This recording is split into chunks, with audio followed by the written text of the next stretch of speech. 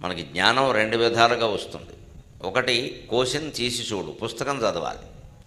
రెండవది దేశం తిరిగి చూడు, దేశమంతా తిరగాలి, రకరకాల ప్రాంతాలు తిరగాలి. ఈ రెండింటి వల్ల జ్ఞానం వస్తుంది.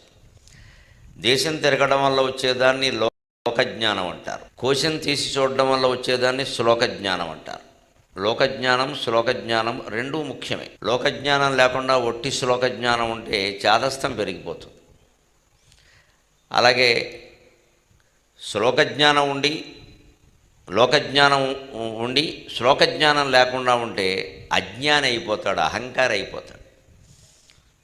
జనరల్ నాలెడ్జ్ పేరు మీద, లోకజ్ఞానం పేరు మీద మనం ఎన్ని విషయాలు తెలుసుకున్నా అంతిమంగా శ్లోకజ్ఞానం వల్ల ఈ భౌతిక పరిజ్ఞానానికి సారాంశం ఏమిటో తెలుసుకోవాలి. నువ్వు నేను కలిస్తే లోకం, నిన్ను నన్ను కలిపేది శ్లోకం. అది గుర్తుపెట్టుకోవాలి.